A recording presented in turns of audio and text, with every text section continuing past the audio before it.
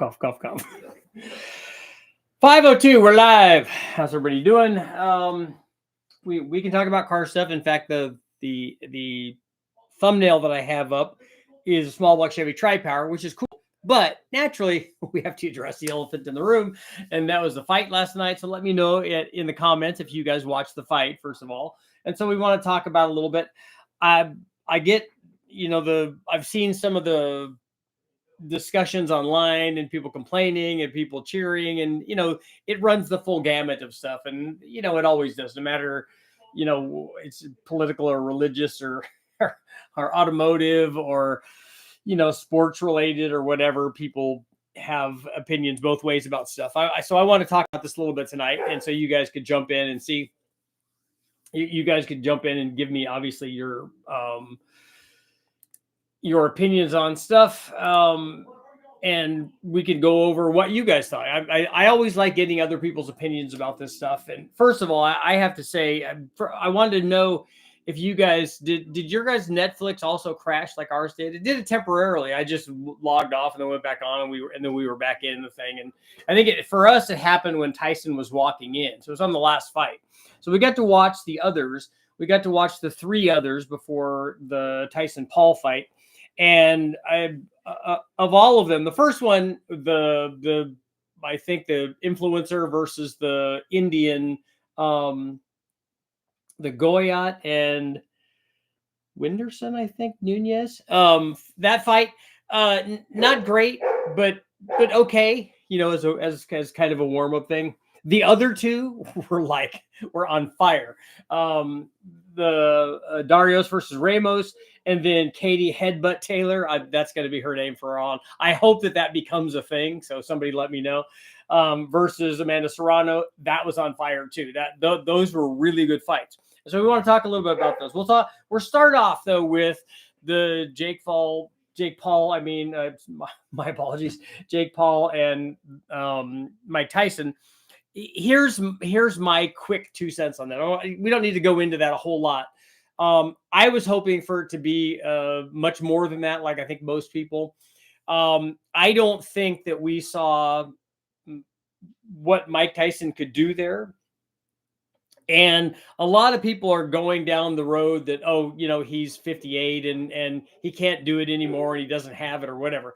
I think that's nonsense. I think that there's something to be said there for a 58-year-old can't do it a 28-year-old does. I think time does that to all of us.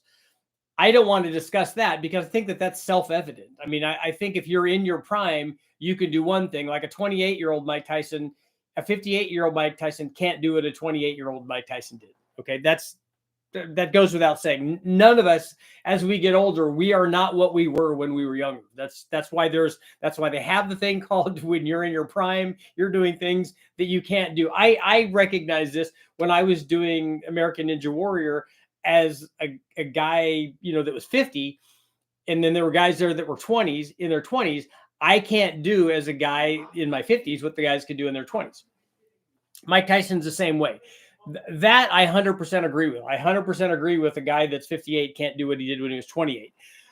What I want to talk about really quickly is that I don't think we even saw what a 58-year-old Mike Tyson could do in that fight.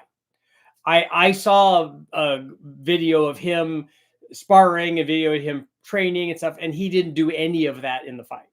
So I think one of two things happened. One is that either for whatever reason, whether the guys are talking about it being scripted and stuff, whether it was a situation where, and maybe these two things are overlapping, where Mike Tyson didn't think that Mike Tyson was Mike Tyson anymore. So he maybe for the first time was afraid in the ring, and he fought he seemed like every round he was happy to be done with that round and then just going to the next one. He didn't go in and mix it up like Mike Tyson can. Mike Tyson knows a lot about fighting. He isn't just a guy that was a big heavy hitter. He was actually very, very good and still is. And maybe now, having been older, is an even better tactician and understanding the game better than he did when he was young. But he didn't ever go in and mix it up. And so, I think he can, even at 58. Whether or not he can beat a 27-year-old Jake Paul is a different thing. But I don't think that we saw what a 58-year-old Mike Tyson can do in the ring. And I don't know why. I don't know if he decided that, like I said, was he worried that Mike Tyson would get hurt? Was this all just a big play act thing where, I don't know that. But like I said, I don't think we saw what a 58-year-old Mike Tyson could do. I don't know if he could beat a 27-year-old Jake Paul, but I think he could do a lot different than what we got to see. So that's my take on that. You guys can let me know what you guys think about that. The first fight, the Indian gentleman fighting I think was some kind of influencer or something like that. It was okay for a warm up. I didn't expect a whole lot out of that, and it worked out kind of like I thought it would. A professional fighter fighting a guy that's not a professional fighter. I think that the professional fighter has an advantage in that, and I think that showed. The other two fights, the rematch of Taylor and Serrano was fantastic. In my opinion, after watching the whole fight and looking at the way that it was scored, I think once again, having watched parts of the first fight, I think Serrano got ripped off. And I also think that Taylor fights pushing the envelope of being dirty, because this headbutting situation, it was used many times. And you can tell that that's part of her training, that's what she does. I'm not just talking about the headbutt thing. I'm talking about the way that she goes in. It's going in head first. And if she's not intentionally headbutting, she's doing that to get close to the other person. And I know that there's some of the righty and southpaw thing, that some of that stuff is inevitable, but I still think that's, and maybe Serrano could, because maybe there'll be a third one. I think that they were talking about doing best 2 out of 3 kind of thing. I think Serrano won the fight. I think that I was really worried about being stopped given how big the cut was. I think that they should allow people, the fighters, when they're doing that, I think that they should allow them to glue that and try to maintain it so it stays good for longer. I think if somebody's still punching on it like the way that they are, that it probably would open up again. But I'd like to see that closed up just so that we don't have blood flowing and loss of vision. I mean, when you headbutt somebody like that and cut somebody like that, it throws their game off. It can't not. First of all, you have a cut. It hurts every time somebody touches that and it's opened up. It also makes you tend to want to protect that in any kind of fight. If your leg is injured, your arm is injured, your ribs are injured, you get a broken rib, whatever, you're going to favor that because then it hurts every time you touch that. So it will change their strategy in their fight game. It will also piss them off because when you headbutt somebody, just like when you do a low blow, it gets into their psyche. It changes their mentality. It makes them mad, throws their game off, gets in their head. And that's also part of the strategy. And I just think that the headbutt Taylor there I don't think that that's a good deal. I think that Serrano was the harder hitter. I think that she scored more hard punches. I think she's the better fighter. But I want to see it. I'll watch another rematch of that. I think that it was awesome. Even my wife, who's never watched any form of boxing, she thought it was amazing. She couldn't believe. She thought that they were going to stop it because of the cut. And then the Darius and Ramos fight, I thought was also amazing. Having one guy knock the other guy down, and then the other guy come back and knock the other guy down. I mean, all of that stuff was just, it made for a, it was, and I was trying to explain to my wife too, that in a heavyweight fight, because those guys, especially in the early rounds, a lot of these other fights too, in the early rounds, the guys or girls have enough power to knock the other person out. In the later rounds, sometimes that goes away and they don't have that ability. In heavyweight fighters, I said, look, those guys are not going to be doing, Tyson and Paul will not be doing, nor will any heavyweight fight. It's not like, she said, like the only fight I've ever seen, said Rocky. I said, yeah. I said, heavyweights don't sit there and hit each other in the face. I said, because it doesn't take very much. Those guys are powerful enough that even another heavyweight, if you hit them, especially if you hit them square, I said, it's going to knock them out, especially in the early rounds, like I was talking about. I said, so you won't see that. But in these other fights, in the lighter weights, I said these guys will stand, especially in the later rounds, will stand toe to toe and start hitting each other in the face. It's guys or girls, whatever. I said, and there was a lot of that going on. And so those two fights were for me, were definitely worth the price of admission. I didn't know how the Tyson fight was going to go. I wanted Mike to do really well. I wanted Mike to at least show shades of what Mike was in the past. Because I think, just like George Foreman, I think he's like a national treasure. He's like, I cannot get enough of Mike talking about Mike being Mike. And it's to say, I look at him the same way that I look at Chuck Norris, that we can never get enough of Chuck Norris, and we can never get enough of Mike Tyson. And I wanted Mike Tyson to at least show a little bit more of what I know Mike Tyson can still do despite being 58. Because if you look at a 58-year-old marathoner or mile runner or any other sports person, they can still do a pretty good percentage of what they could do when they were 28 or whatever. Not all of it. And we're all different. But looking at him train and stuff, I just expected more. And I don't know about the glove biting the whole time. That was, I could see you're that's part of your thing. You're nervous. You're a biter. That's okay. But not all the time. Don't sit there with a glove in your mouth the whole time. So, but I'm not a person to tell Mike Tyson how to be a professional boxer. Obviously, he's much better at it than I am. And so we'll see what you guys are doing. So did your Netflix crash? Did you guys have that same thing happen and then did it go back on? I know a lot of guys switched over and were watching it on their computers, which seemed like it was okay once they were on their computer.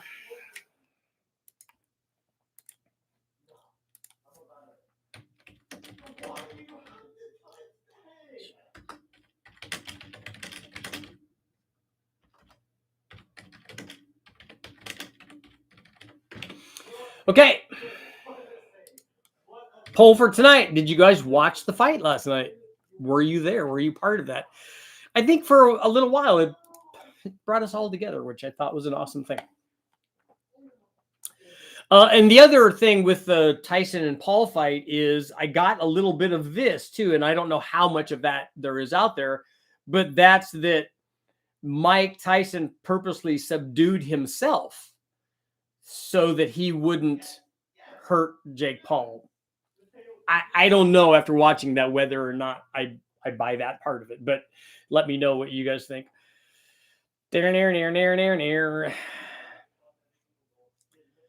Crash and seemed scripted. The Tyson fight, the others were definitely not, but I think it'd be hard to be proud of beating a 58-year-old man. I don't know. I've seen 58-year-old people that I would not mess with.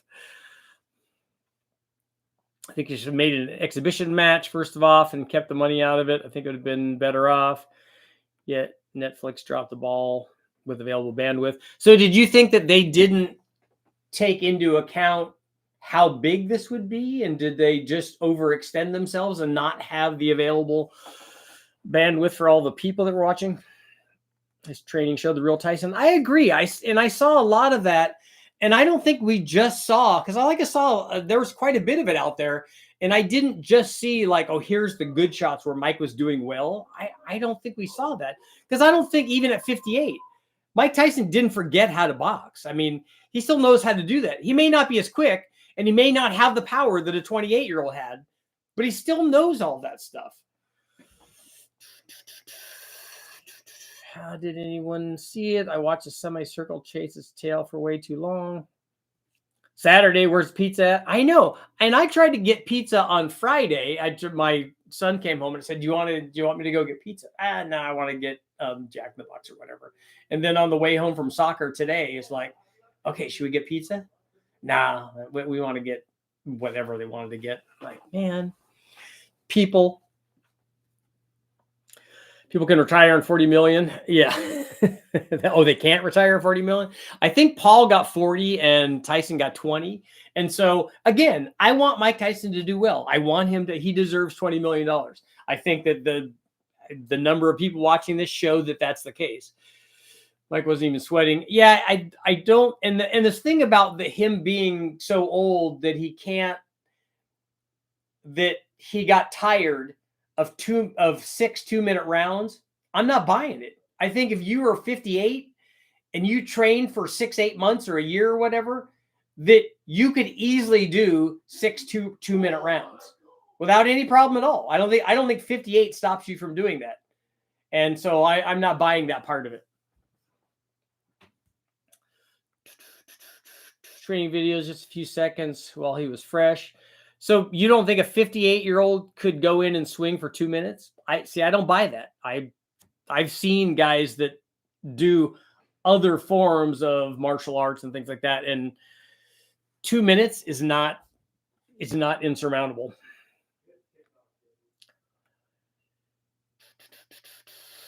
Tyson sold out for an exhibition just like Floyd did years ago. Hey, those guys deserve that after what they did. I don't begrudge those guys making money, not at all. Jake Paul paid him an extra 10 to go easy. He's getting old and he's hurting. He's got a knee brace on.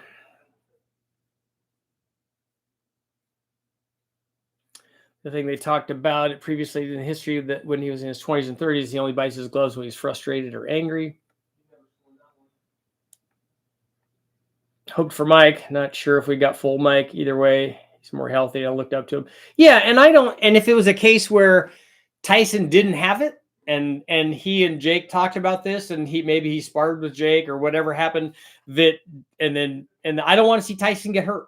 Like, I'd rather have him dance around the ring and have him continue to be Mike Tyson. So just like with Chuck Norris, so that's like, I don't want to see Chuck Norris go in to an MMA fight and have somebody beat up Chuck Norris. I don't want to see that, because you don't want to see that about Chuck Norris. And also, I don't want him to get hurt, because I want to hear Chuck Norris stories from Chuck Norris and for 100 years, if we can. I think that would be nothing but good. And the same thing for Mike Tyson.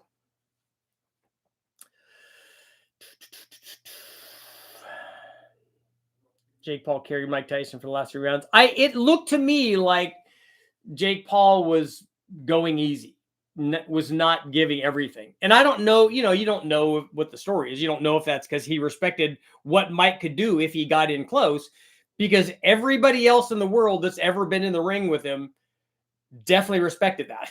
That you're not just going to go in, because one of Tyson's best things was when people got in and they got in close, is that he would throw counters that turned into haymakers and ended people's nights.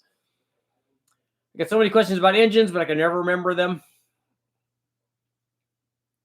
Rather see drag racing or hockey. Okay, that's good. Serrano should have won that fight. I agree. Tyson has always been told that he's the best man in the world. He's been on a healing path, and I don't think he could put himself in the mindset. And I don't know that that's the case either. I agree. I don't know if the 20-year-old or 20 to 30-year-old like killer Mike Tyson, I don't know if after you get civilized, and they hinted at that when Apollo Creed in the Rocky movies, when they were talking about that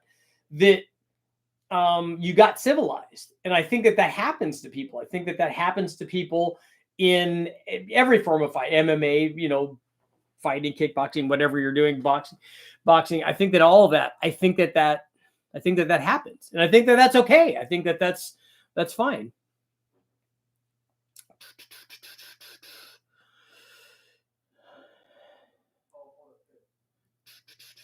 Yeah, the headbutt situation, I wonder if Serrano's if her trainer's gonna have her like try to step back from that. And I was hoping, I kept thinking, well, she's coming in to do this headbutt thing.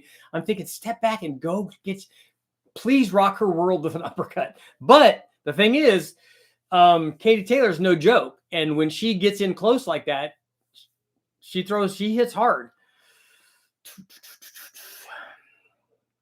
Yeah, butterfly bandage on. That's what we were talking about. I don't know.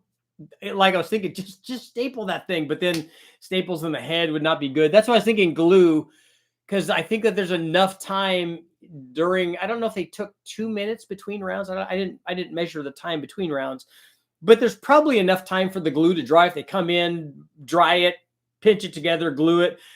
Judging by how many times I've stuck my fingers together with crazy glue, that I think that there's enough time for that. like I said, I don't know how long that would last if you're getting headbutt again, if you're getting punched on it. I don't know that it's not going to open up, but it would stay together for a while, I think. Rule number 1, you don't want to upset Mike. Yeah. Chuck Norris only became popular after BTR used the last name on a cam. You think that's, do you not know Chuck Norris like from before that? from way before? Because the reason that they were able to use that name and the reason that it was so successful is because he was already a legend. Didn't you hear the Cobra story? Jake earned my respect last few seconds. He could have knocked Mike out, but stepped back and bowed to him. Yeah, I think him showing respect, I think that's great.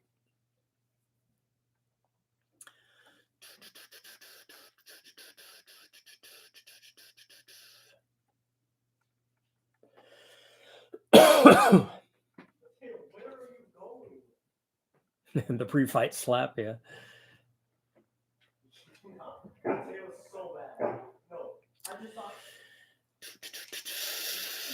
Mike partied pretty hard in his off time.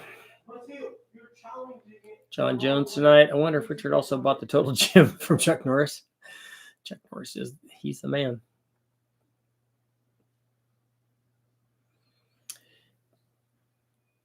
Mike Tyson's like Liberace. There are people that can try to emulate Liberace a little bit, but no one in the world will be able to be more Liberace than Liberace.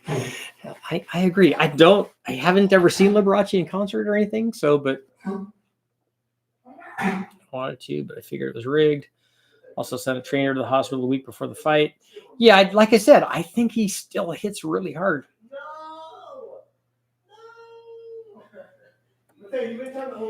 Freddie Pacheco, the cut doctor. Yep. Cut me, Mick. Can't see nothing out of my eye. My wife said that a bunch of times. Thought, that's good. That was not the Mike Tyson we saw in the training videos. Yep.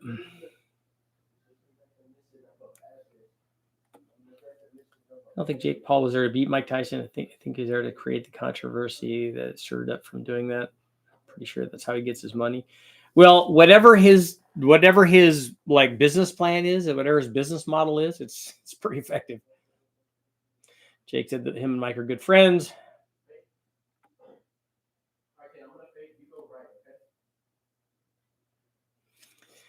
Jake said that they're friends, and Jake saw a way that he could help Mike out. And again, to me, that's a win. Even if that's the case, and he said, "Hey, look, we want to get you so that you have money again." If Mike didn't have, I don't know what Mike's financial situation is, but if that's the case, and Jake could do that, and it's a win for Jake, and it's a win for Mike, I'm all for doing that for your buddy, man.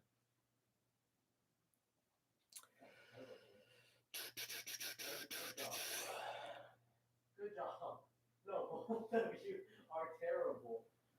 Like, you're both so bad at this game. You miss kickoff entirely. This isn't even going in. Mike Tyson's a human pit bull. He certainly was back in the day. I remember. I mean, if you watch Joe Rogan, and Joe Rogan is got game too. But he said the reason that I made this table bigger was because of Mike Tyson. He said the first time I interviewed him was not bad. He said the second time I interviewed him, I'm like, oh yeah, that's Mike Tyson. I'm gonna give myself a little bit more distance. Filling the gas with Vaseline. Yeah, they're putting that in also so that if something does get hit again, so that it comes off of it and that it doesn't grab the skin and tear it. Because if you've ever been punched, especially at an angle where it grabs skin, that's what it does. It grabs it, tears it. But if you can get it to come off like that, then it's not going to tear the skin. All Jake and Logan Paul fights are BS. Look at the way you hit it. It bounced down. Tyson's getting tired. I think Mike did it so he can buy a bunch of turbo sex engines. I'm all for that. I don't think he was tired at all. I didn't see Mike Tyson's legs in that fight. We got to see his butt though. After I saw that, I'm like, he's not in good shape. That's not the butt of somebody who's been doing leg days. He should have been doing a whole bunch of lunges. What happened with the Netflix blackout? I don't know if it was overloaded, if they didn't have enough bandwidth or whatever that they needed to make all that happen. If too many people just kind of crashed it, Mine just stopped momentarily, and then we logged off and logged back on, and it was fine.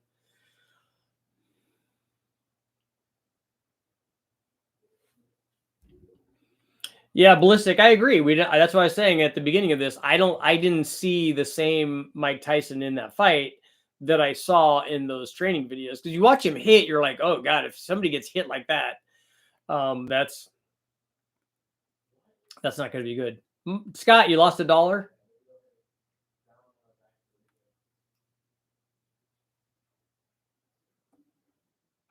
into people's ears. Serrano got robbed. I agree.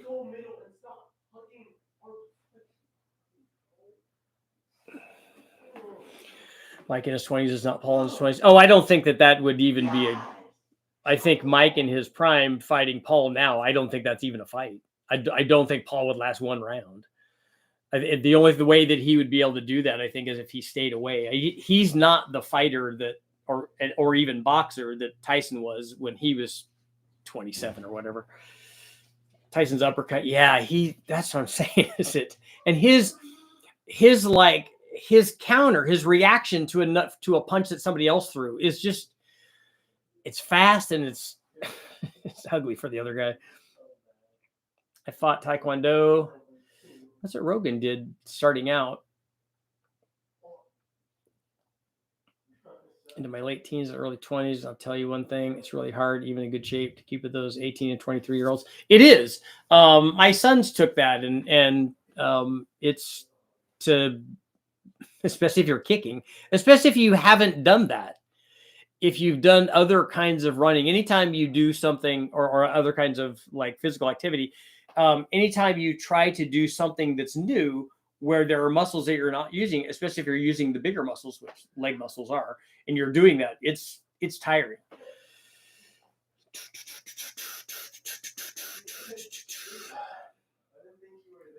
Walker, Texas Ranger. Someone here doesn't know who Chuck Norris is. Yeah.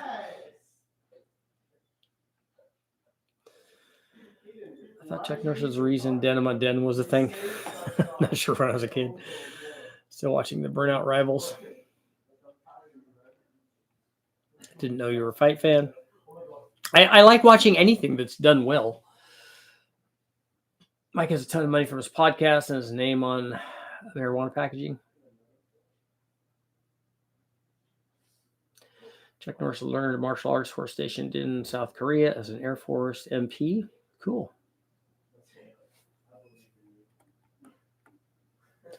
Small block forward, Holly plug and play computer experience with self-tuning. Would you trust it under boost up to 15 pounds?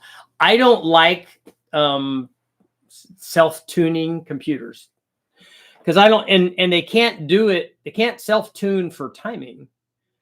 You might be able to, I don't know if you can put in timing parameters in there, but the timing curve you're going to have to put in there. And I've only ever run one of those on the engine dyno where we let it do its own thing. And lucky for us, they had a fairly conservative like base timing curve in there for the turbo stuff. But I did that with the old MSD stuff. We ran 7 pounds on an LS3 and let it run closed loop. And it did it. I mean, and it did what the target airfield was. It was pretty well matched. I was scared the whole time because it was my motor, so I didn't want it to do that. Are the engine harness connectors the same between a 5-liter 5.8 car and truck? I don't think the harnesses are the same. I would have to ask Mark that to see what the differences are. I'd like to see Chuck Liddell versus Tito Ortiz style knockout performance on Jake Paul.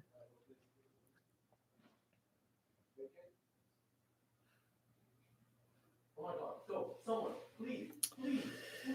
You're so terrible at this game. I hope you cyanoacrylate, did I pronounce that properly? Is almost instant on skin. I've used it a few times in really bad cuts. Well, the crazy glue was designed on the battlefield. I mean, they designed it for cuts. Chuck Liddell, yes, also scary. I trained his gym when I was in high school. Get away! What's going on? Oh, just because you as well, because you own and you miss. You literally block my shots. I don't want to hear another word. So Mike's interview with the young lady, I knew he didn't care anymore. I'm glad I got to see Mike Tyson in his prime. Watch Mike's Olympic fights. I met Vanderlei Silva at the airport. I got a picture with him. I like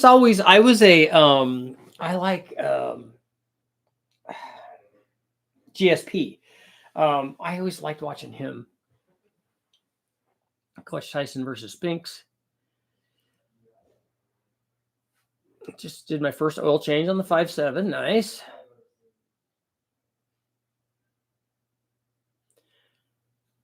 Switch to 540 due to not finding 1040. If higher tension spring is installed, shouldn't the pressure running be around the rating under idle?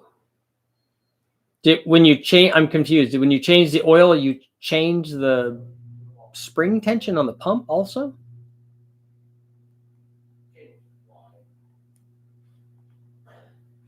Didn't watch the fight, but I did order a low buck truck cam and some springs. Way to go. Way to go, Richie. Super Richie Schmidt. Even with self-tuning, you still have to enter the beginning data before modifying it. Yeah, you have to put it in there. Brule used to like when they finally got him doing stuff on the EFI side, because he's a big carburetor guy. But when they got him doing EFI stuff, and Eric and Ish showed him how to do closed loop stuff, he really liked that. And I never did that, but he liked doing that when he was doing EFI stuff. He would like running it through part throttle and let it cycle through all of the part throttle tables and up to fairly good loads and stuff.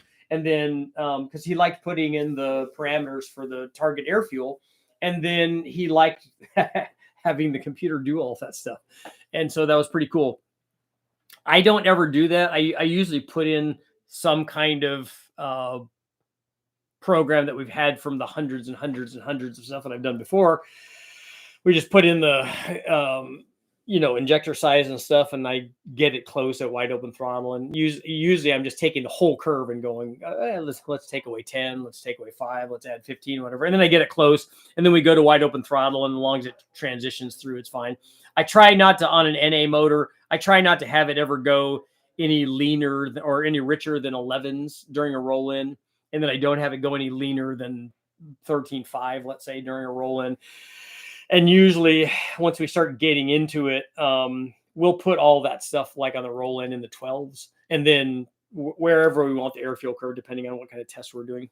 It's an NA deal, mid 12s or something. And we'll go into like 13.0 if we want to see, oh, look, here we got really crispy on this thing and it didn't do anything, because normally it doesn't do anything.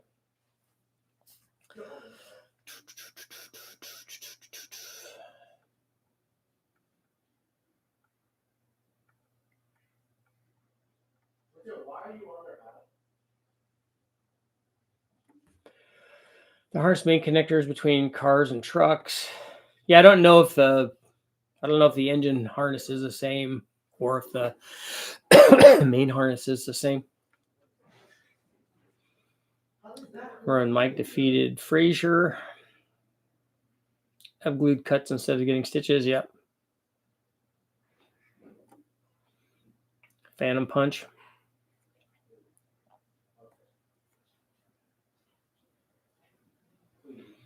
My PS smell look forward is a mixture of 5-liter and 5A parts. Nice.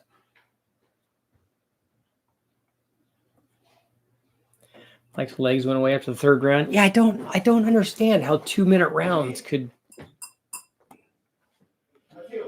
Also need to get some injectors and sale on your site. Oh, thank you. Frosty Cold Beverage in the house, courtesy of Lisa.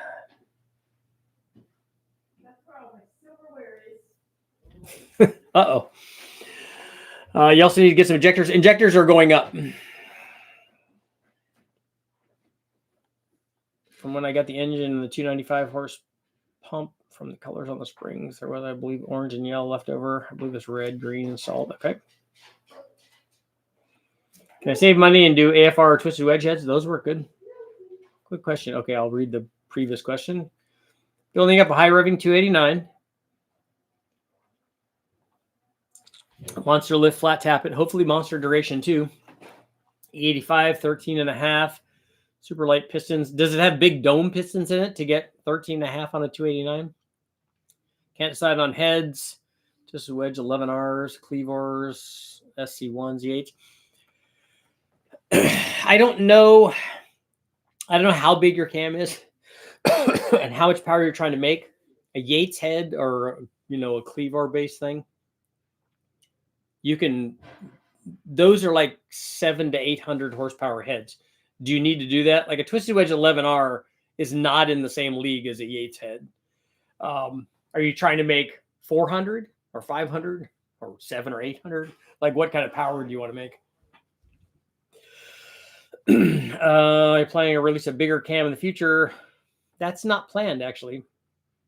I was thinking about doing something that would be like a 230 cam, but we'll have to see.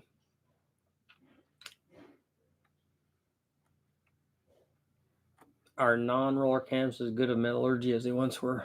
I don't know. I don't know what the Fresco beverage. I don't know. I don't know if they've changed the metallurgy. I've never seen anybody do a comparison between an old cam and a new cam to see if they're the same. The metallurgy would be one thing. The hardening, the depth, the finishing would be other stuff too.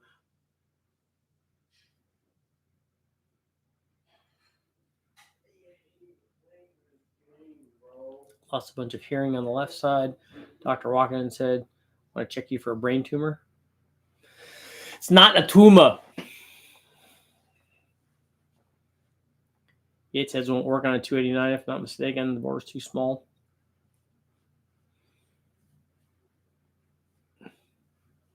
Doesn't the 289 have a 4-inch bore in just a short stroke? That's all covered under metallurgy. All right.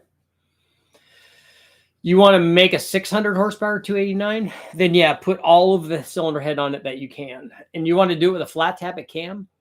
I'm thinking solid roller would be better for that. And so 600 horsepower of a 289 is going to be like 8,500 or something. Pizza tonight with extra sauce. Scott's down. He never gets that extra sauce. Apparently, it's a Copo Camaro spring that was installed on the M295 high pressure pump. Can't find the actual specs for a stock T16Y8 cam. That's not available online. I would think that would be best part of the pizza is the sauce. I didn't like that Mike fought him at all. I didn't see the point being a Tyson fan. Just a big crappy ending to his legacy.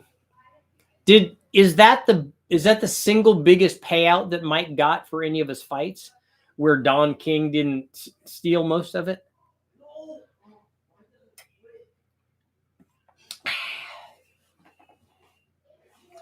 Since I had the box, which was a kit, apparently 80 psi.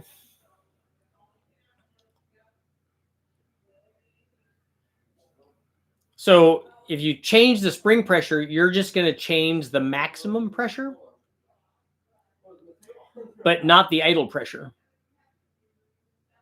The idle pressure would be a function of the pump. So it would be pump speed or pump size.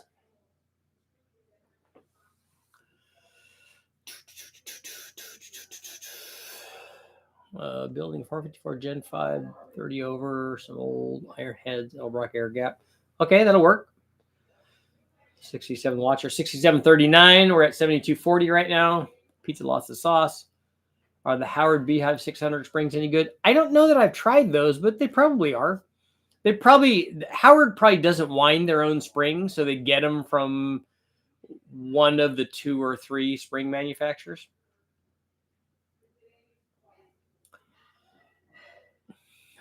Pizza sauce helps everything slide down. My math says it'll need to rev to 8,500. Yeah, that makes sense. Goes to 80 psi, no problem. Does it do that after it's warmed up? The drink may be thirsty. You should have a frosty cold beverage. We all should. It's the weekend. You have an experience with a 410 sprint car direct injected motor? I do not. I don't think I've ever even seen one. I mean, I've seen them in the vehicle, but I don't know that I've ever seen one of those run at West Tech. I mean, you need to go to like Schaefer's or one of those places to see the sprint car stuff. I got a Memphis barbecue chicken pizza with extra sauce. That was a mistake. AOD on sauce. But a barbecue chicken pizza would be good. It's kind of hard to have a bad pizza. Southern. Hold on. I'm scrolling back. Which camshaft you? What kind of power are you trying to make? You got a Gen 5 454 board 30 over. That doesn't really tell me much. Old Ironheads, Elbrock air gap. Something like a 218, 224, or 224, 230 kind of thing. Sounds like what the build is wanting. He had a bunch of fights for 50 million. Oh, so he got paid that much for his other fights? I didn't know if it was that high back in the day.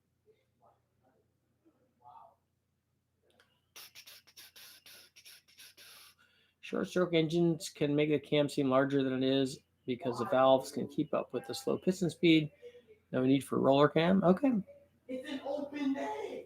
Racer D might be able to help you out there. Only 289s I've ever done are basically stock ones. Rodex GB2 2200 heads are direct injection setup. So are they direct injection setup? Like super high pressure direct injection setup? Or are they just injecting it into the port? Need PFI, EFI, simplest plug in the direct injection nozzle holes up. Yeah, there are plugs that you can make for DI motors like they have for L83 heads and LT1 heads and all those, so that you can convert it over to port injection. And they have plugs for those, but the plugs have to be really good. I mean, they're going to be some kind of stainless or something, because it's a lot of pressure and it's a lot of heat.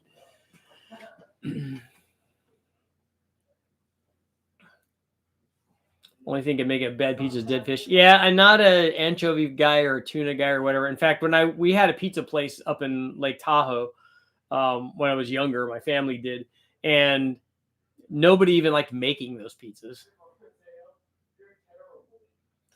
Have you touched on the Go Hard podcast with Brian and Rick? I think that's the people that reached out to have me on some kind of podcast. I need to go back to my phone and look at that. It's my problem as I get all of these things. I'm like, yeah, no, that sounds like it's a really cool idea. And then a day goes by and I've completely forgotten because I've been inundated by other things. That podcast originally was 5 hours. Yeah, I don't know that I would need to speak for 5 hours. I say that, but when I was on Uncle Tony's deal, that was 4 hours, I think. Kinsler mechanical fuel injection, 110 to 150 psi. Yeah, that's not direct injection. That's just injecting into the port. That's high pressure in the injection, but they're doing the pressure in an injection, in a mechanical injection like that. They're doing that to change flow rate. But direct injection is going to be thousands of psi because they're injecting it in the combustion chamber. Fruit doesn't belong on pizza. My son likes ham and pineapple. I'm not a fan. I love pineapple, but I just don't want it on my pizza. The way I understand, all the fighters made really good money on the fights. That should be. It shouldn't be the promoters. It should be the fighters. Nike gave Mike $10 million to wear Nike shorts during one of his fights. Good for him, man. You make all the money. I'm all for that. I don't begrudge a guy for doing that, for being in a position where people are going to get the views. I think that's all good. 410 sprint car engines are making 400 horsepower. 410 sprint car engines are making, like modern ones are making a lot more than that. You're a good 100 away from what they make. Are the sprint car engines all mechanical injection? Well, there are lots of sprint car engines, but the 410s that you're talking about are a specific class because they've got lots of different classes with lots of different engine sizes and stuff. What about tomatoes? I don't put tomatoes like on top of the pizza, like tomatoes in the sauce. Yeah, definitely, obviously, but not on top of the pizza. You did a live stream with Uncle Tony. Yes, I did. I was on his thing. I was on his live feed that he did. He interviewed me, and this is the thing that I don't understand why he got so hurt when we did the test with the piston flip thing. Is I told him on his live feed, we had a conversation about it. I said, I'm going to get a Mopar engine, either a 318, probably a Magnum, or a 360. And I said, this thing that you're talking about with offsetting the piston pin and flipping it over in the other direction, I said, that sounds really cool. I want to test that and I want to see what it does. Because I asked him if he had any dyno data and he didn't have any. All he said was it hits the converter harder. I said, well, I don't know what that means. you know, from a quantitative standpoint, I want to see if it does anything. I want to see if it makes power. Can we register this as something? Because if it's doing that, then we should be able to see it. We should be able to quantify it. And I said, so I'm going to get a Magnum motor and I'm going to do it. And then I talked to Freiberger. I said, do you want to do, I said, I have this Magnum. I've done a couple tests on it. I said, do you want to do this piston flip thing? And I explained to him, I said, here's what the theory is. And here's what people think or saying that should happen. It does happen or doesn't happen. And they're familiar with the stuff from the old Dodge catalogs, like especially Dulcich. And they're like, yeah, there's a lot of misinformation in that older Dodge stuff that people are telling you, that people go by the saying this gospel. He said, there's a lot of stuff I'm not that familiar with it. So I don't know exactly what he's talking about, but that's the information I got. And he said, okay, we would love to do that. Let's do that. We'll do that for an episode of Engine Masters. And that's one of the ones that I sat in for Brule on. And we did that test. We, flopped the pistons over, whatever, swapped them over so that the offset was on the other side and ran it back to back. And there was no power there. But he got all mad because of that, even though I told him in his interview that I was going to do that. And he said, okay, that's good. So did he just get mad because the results weren't what he wanted it to be? There. My ex-wife loved to fight. She didn't do it for the money. Disappointed, but still respect Mike. He's 58. Females were the best fight. That was a good fight. And the Darius and Ramos fight was really good too. Tomatoes are technically a fruit, yeah. But I don't put those on the top either.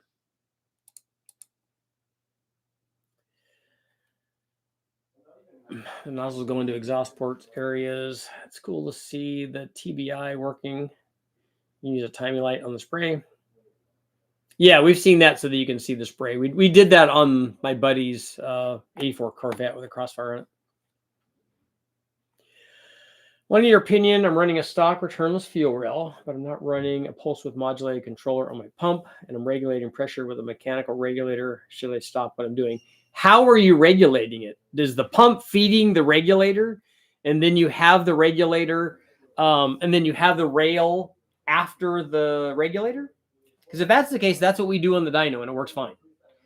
We've run it both ways. We've run it as the pump feeding the rail, going to the regulator, and then the regulator returns back to the thing. We've also done it where the pump's feeding the regulator, and then the regulator feeds the rail, and the rail's deadheaded, and that works fine too. Either one of those works. You don't have to have a pulse width modulated pump. What you have to have though is that you have to have a fuel pressure regulator with a big enough return to return all the unused fuel from your big pump for whatever power output you're making, to return all that fuel under idle and cruise conditions, because that's what it has to do. You're not using very much of that fuel, so it's having to return the vast majority that the pump is supplying.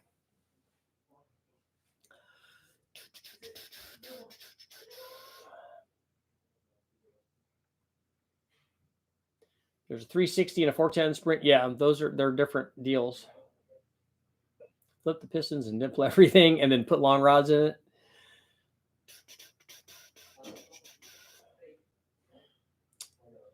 it. Be cool to see any gen of small block or even a big block or even a 4.3 or 4.3 or 3.8.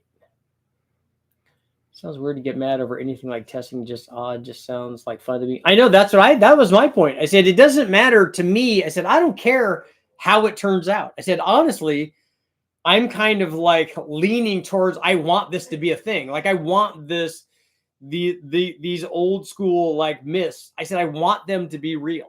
I said, I honestly do. I want the engineers to or hot rodders to have figured something out that the engineers didn't figure out. But I'm thinking, I've met these engineer guys. They're pretty sharp.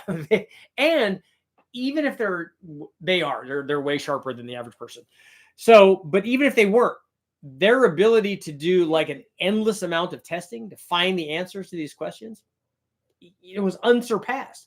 The level of testing that the OEM does versus the aftermarket is just not even in the same ballpark. How long has it been since Tyson entered the ring? The last one he fought was Jones, I think. It was an exhibition match 3 or 4 years ago or something. I'll continue to enjoy watching both of you. I've seen whatever he's talking about when it comes to piston flipping is something that wouldn't show up on the dyno for the sake of my own peace of mind. Okay. I don't know how you get more performance or more power and have it not show up on the dyno. Like when I talked to, and David Visart and I have talked many times about this. And I said, look, if you think that it won't show up on the engine dyno because of the way that the dyno is loaded, because of the controlled acceleration rate, I said, let's try to do it on a chassis dyno. I said, I'm not saying that your baby is ugly. I said, I'm just saying that if you're saying that it makes more power and it didn't make more power on the dyno, maybe there's another way to measure it. But you should also entertain the fact that this thing that you've been telling people that makes more power, you also have to entertain the fact that it doesn't make any more power. So if you see data that shows you that it didn't work, no amount of you wanting it to work makes it work. Now, like I said, if we go to a chassis dyno and his thing that it hits the converter harder shows up as some sort of change in the acceleration rate or whatever, because we're doing it on a roller dyno now and it's not a controlled acceleration as much as it is on the engine dyno, and we can do that, I'm all for that. I'm all for testing and figuring out what's going on. Because like I said, I don't care which one it is. I actually want it to work. But if it doesn't, I'm also okay with that. 360 a Mopar, small block Chevy. What about the 410? That's a bow tire Mopar. Well, the displacement is just the limit for the class. So you can achieve that in lots of different ways because these are all aftermarket blocks and stuff.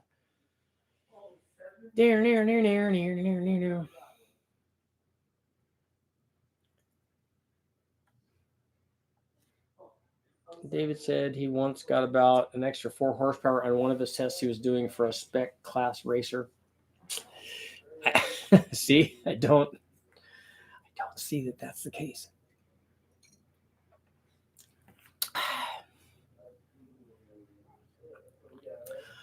Some people need to be correct.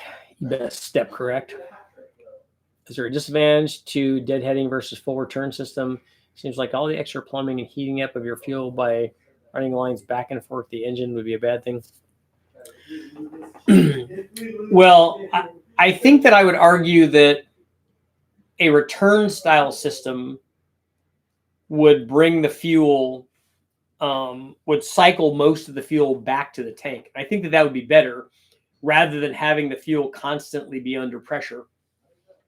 But that would be an interesting test. I would like to see a temperature test of a deadheaded system versus a non-deadheaded system under cruise at with a big pump on it. I'd like to see, cruising down the road or whatever, and just monitor the fuel temperature and see which one of those produced a higher in the tank fuel temperature. It'd be interesting, I think.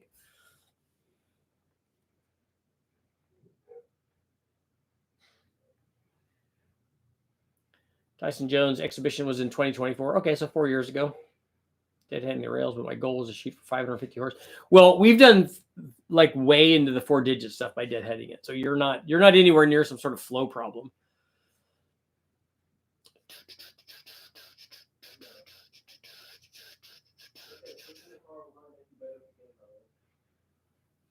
It'd be cool to have Richard Dino at West Tech.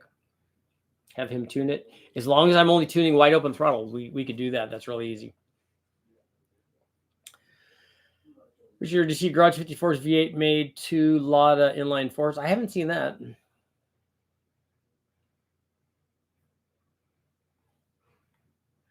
Getting tune adjustment tomorrow so my truck doesn't stall in reverse, so I hit the gas and immediately release it. Same in slow traffic. Data doesn't lie, but the earth is flat. That's right. If it hits the converter harder, you see a better short time. Yeah, I don't know what that means. Are you, when you launch the car, are you flashing the converter to be able to like feel that, or is that a subjective thing? I didn't know chassis downs could assess things like initial launch, speed, force from a dig or roll. Well, see, I don't know what hitting the converter harder means. I don't know what his definition of that is. But on a chassis dyno, at least we could nail the throttle at 1,000 RPM, which would show hitting the converter, assuming that the converter is 2,000 RPM, let's say. We could see that converter flash. Here's the problem with that, is that I would want to see the consistency in the converter before we could ascertain whether or not the piston flip did anything. My guess is, well, I'm not guessing this, I'm certain of this, that temperature in the trans fluid and in the engine and transmission itself, that would affect the way that that flash happens, like before the thing loads up, would affect that way more than any kind of piston flip thing would. Illinois is a long way from California. Only problem having reached down and test the 410 sprint car headed street touring terror, 900 horsepower.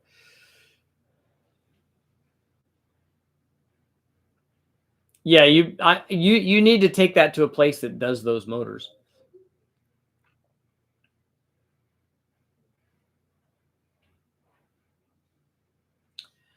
Advice on the fuel system layouts. EFI works awesome. Yeah, you're doing that 454, which is very cool.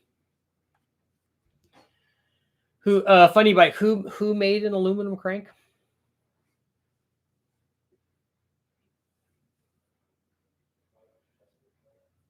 Box a little back in the day. A liver shot will take your legs away.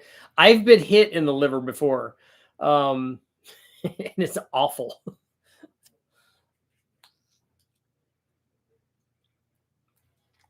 I can't believe the kind of pain that is, and it lasted a long time. What if the Vortex 7400 has the same firing order as the 8100? It does not. The Vortex 7400 is a 454 and has a conventional small block or big block firing order, and the 8100 is an LS. Scott, 355, 10 to 1, 4 more RPM heads, air gap, 750. I didn't. 323 gears, 4-speed auto. What would you recommend for a cam? Has a 268. That's the cam that I would recommend. So you're good. You're already good. Garage 54. I like Garage 54 stuff. I love when they do crazy stuff. They do some really crazy stuff. It's got a 2000 Mustang that's cammed and need a tune. Can identify the cams without measuring. I don't know how you would. You could get an idea on how much valve lift there is, but unless you put degree wheels on it, you wouldn't know what the duration is. You might look on there. If you can take the valve cover off, if they're comp cams, they will tell you what cams they are. Comp engraved on the cams, if you can still see that, they engraved on the cams where you can see the part number.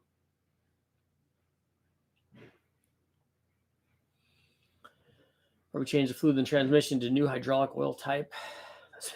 Converter.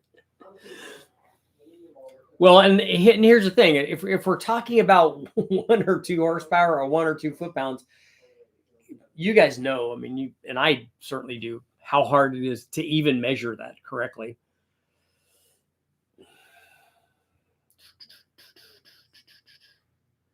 Can make 400. It detonates on shutoff now on pump. Yeah, so you have too much timing in it, too much idle timing, anyways. That motor with a 268 could make. Let me look at the heads again. Performer RPM heads. Yeah, I think that should be getting close to 400. I believe they're stage 2 comp cams. Not sure.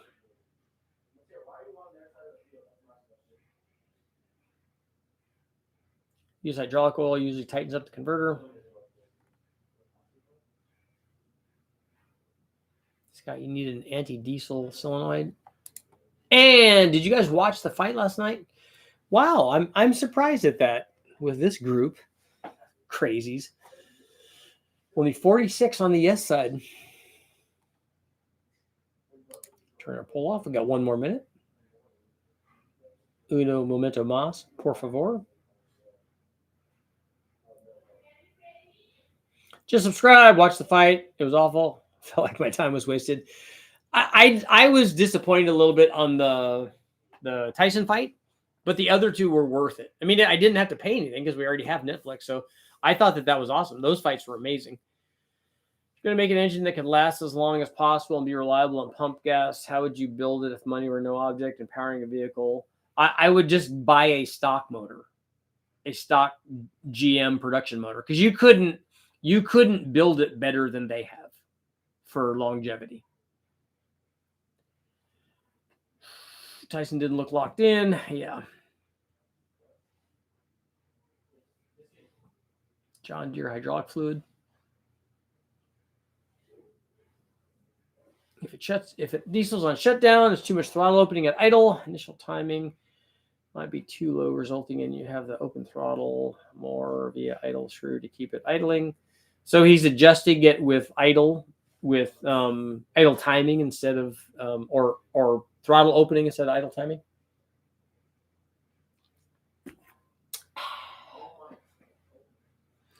I've run hydraulic oil in my IS300. So are you using hydraulic oil in the transmission too? I mean, are the orifices designed for that sort of oil? The ladies were gamers, man. Is an AccuStemp an excellent upgrade for long-term engine durability? It is if you put the engine in situations where it will lose oil pressure. AccuStemps are really good for like road racing situations where you might have banking or something where you lose oil pickup. It takes the oil away from the pickup for the pump, and then the AccuStemp can fill that.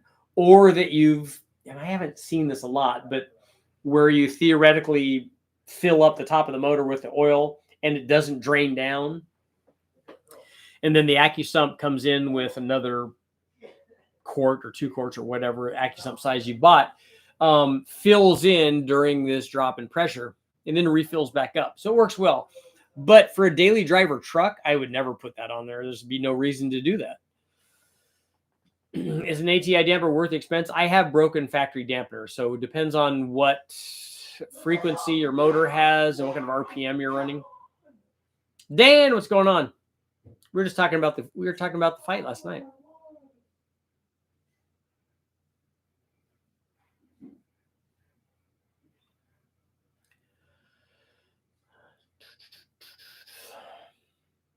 AccuStemps allow you to have oil pressure before starting. You can do that too because they store pressure, and then if you have the valve, you turn the valve off so that it seals that pressure in. Seals in the freshness, and then you can pre-lube it before you start, which is nice.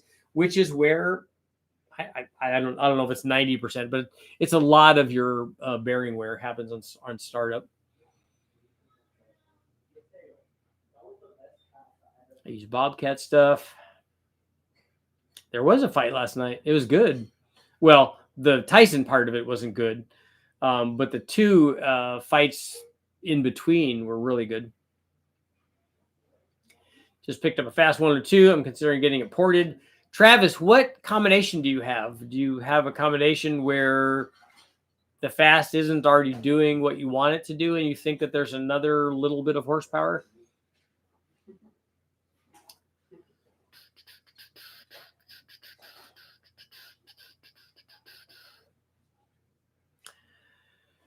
Goofy wants to know what's a rough cost estimate to have the LS block board 30 over, which I'm hoping that's an iron block, because if it's an aluminum block, you're not going to be able to do that unless it's an LS3.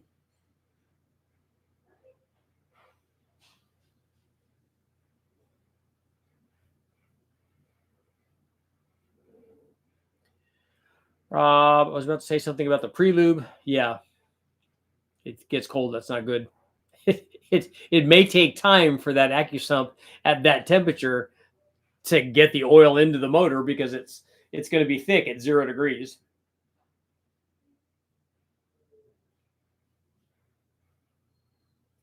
Can I bore a 6-liter aluminum 30 over? Nope. You cannot.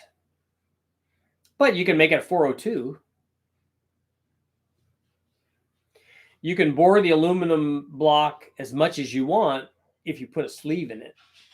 Then you can bore it up almost to 4200. I think we've gone 4185 on those. Once you sleeve it. But if before that, you can only go like, I think, 5,000s.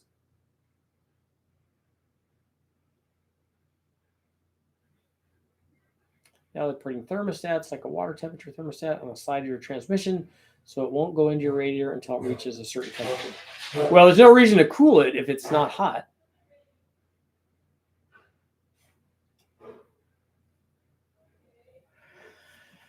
Trading someone for an LS383 at $500 for the porting, I figure it's worth it for all the power possible. Okay. I love Tony Mammo. I think he's a great guy. We get along really well. I want somebody to show me that porting those manifolds does anything. I want somebody to show me that it makes power.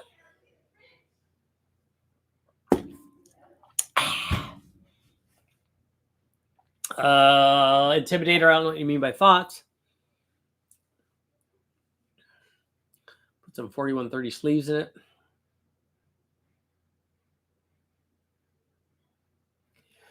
Rob, do you know what it takes to get a 427, 460 cubic inches out of a 351? You can't do that with a stock block, but you can do that with an aftermarket block.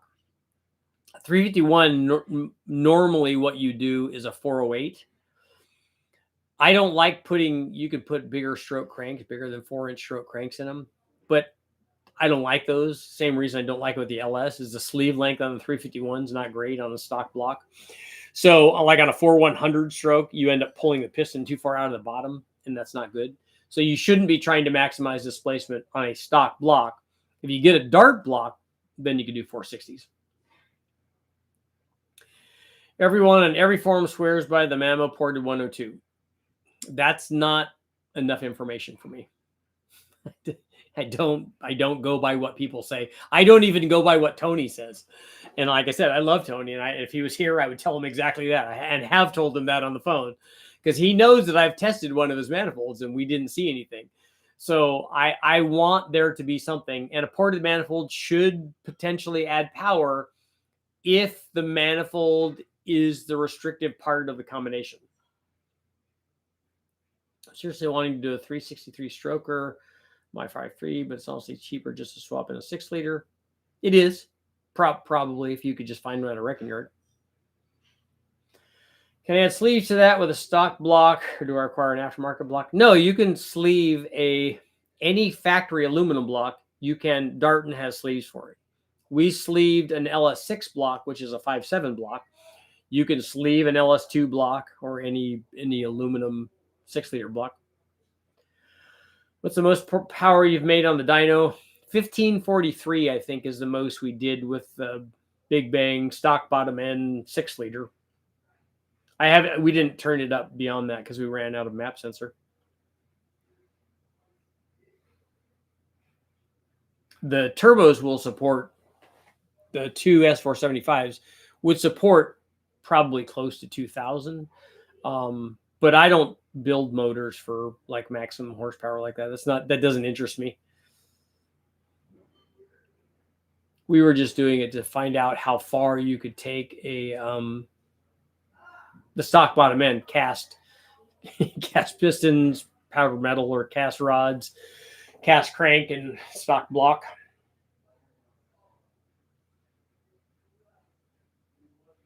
So a 96 to 97 stock block and handle, 460 cubic inches with longer aftermarket sleeves. I don't know. I've never seen anybody sleeve the factory block. I honestly think if you're talking about sleeving a factory iron block like a 351, you'd be better off just buying a dart block. If you buy a dart block, it's a 4125 bore dart block. And so then you have a 4125 bore, which is going to help you with flow and stuff. And those will also take a much bigger stroke crank. Everyone on the forums just wants it to be true. That's fine too. But I usually try to rely on data. And if it is true, that's fantastic. If it's not true, that's also fantastic. It doesn't matter to me which one of those it is. Like I said, with Tony, I want it to work. I love Tony. Tony's a great guy. And he has done amazing stuff when he was with Airflow Research and with the diesel stuff. I think that he's doing. Is he the one doing the diesel stuff? Maybe he's not. No, I think that's Rick. Why would you port anything if it doesn't make more power on the dyno? I mean, you might make one, but selling it expensive. Well, that's why you have to test stuff. You can port something and then have it not do anything, and then you go, well, yeah, I probably don't need to do that. A good example of that is if you have a stock 5-liter Mustang and you were to put, super ported heads on it, you're not going to get that much power because everything else is holding it back. The stock intake, the stock throttle body, stock mass air, the stock camshaft. Camshaft's not that bad, but it just depends on what you're trying to do. I'm also going to try E85 on my NA motors with a fast pump 91. Doesn't seem to like more than 25 degrees on the street. Yeah, and that's where we don't see gains in power from E85 when we run stuff on the engine dyno. But when we run stuff on the engine dyno, we're running it cold. So on 91 octane, we can run full timing. We can run 30 degrees of timing. We can run more than that if we want, but it doesn't respond to any more timing than that. But if you're limited to 25 because of the temperature that you're running at, it's in the car, and you put E85 in it and you go from 25 to 29 where it's going to make the most peak power, you're going to make some power.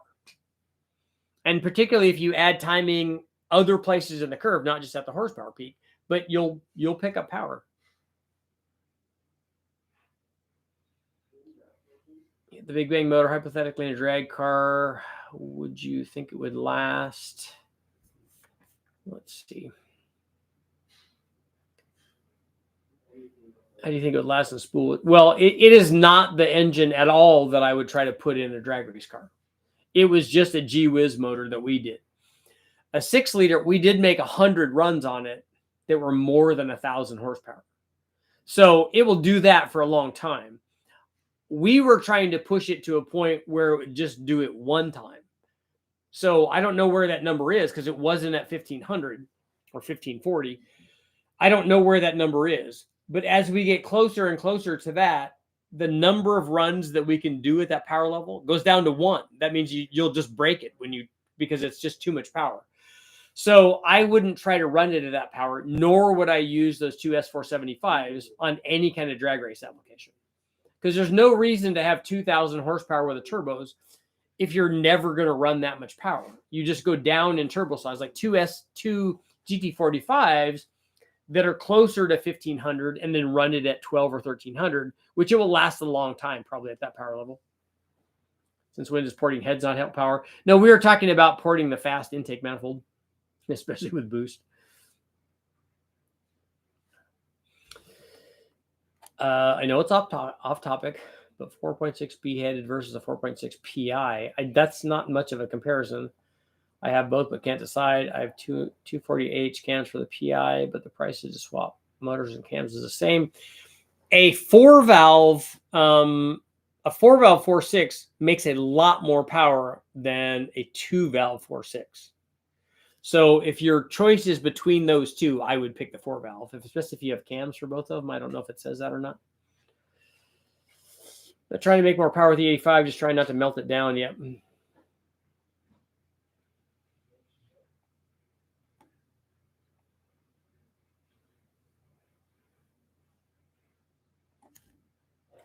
You learned metallurgy? That's good. Ron, what's going on?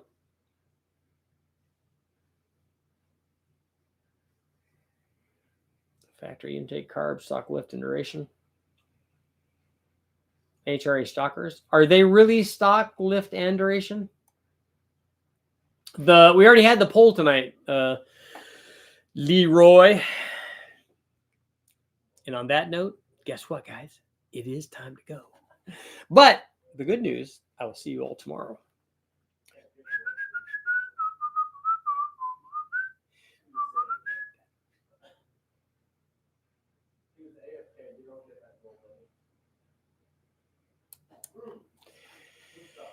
So much to talk about.